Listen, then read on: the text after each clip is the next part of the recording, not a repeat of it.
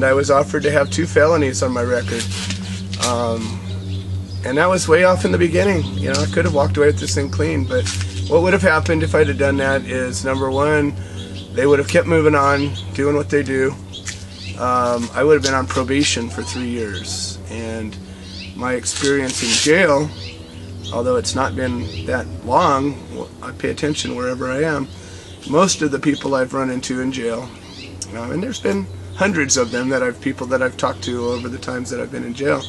The majority of them are there on probation violations and parole violations. So what I've come to realize is that this institution of incarceration and quote-unquote law enforcement is set up in such a way that they get people to get off easy. They charge you with things that you may or may not have done. They make an offer that does not usually include jail time. But what it does is it changes your standing in society. It changes your position. They hobble you. And people like me, I believe that they're afraid of. Because we're not afraid. We stand for something that's bigger than ourselves. And most people don't. Most people I talk to, when I ask them for their help, most people have something personal that keeps them from helping. I can't do it because I have a job. I can't do it because this or that or the other thing. So many reasons why people can't do things, and I understand. You know, it's unusual for somebody to want to fight for something that's bigger than themselves. But I do believe I always come back to this whole patriot thing. My family goes back to the Revolutionary War, and I have relatives that have fought in every war that America's fought in, and I believe that America at its core is a good thing and is a wholesome and real and blessed thing, and I think it's come so far off track. I think that America has become corrupt and has sullied what it came from, and I think that our founding fathers are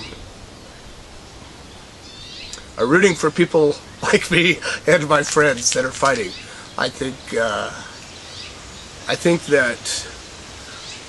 feel like the Minutemen. I feel like the founding fathers meeting down in the basement bars and talking about what are we going to do to beat off these redcoats that are outnumber us, outgun us, trying to take everything away from us. How are we going to beat them? And that's how I feel. And so I feel that every time I get out there, I mean, I use a ridiculous amount of energy trying to reach people, and I go into a group, and I believe if I can just get just one person to go, maybe you're right. Maybe I should help out a little bit more. Maybe I should do something. Maybe I should just care a little bit more. That's where it all starts, is just care a little bit more, just enough to take the teeniest little bit of action.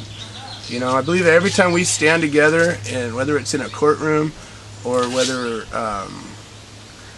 whether it's out on a street corner with signs, or whether we write a letter or make a phone call, it represents hundreds, maybe thousands that don't, but think the same.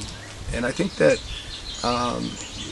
whatever your cosmic or spiritual beliefs are, I think that there is a change that happens when enough people come together with the same idea and the same thought and the same intent and the same vision. I think that we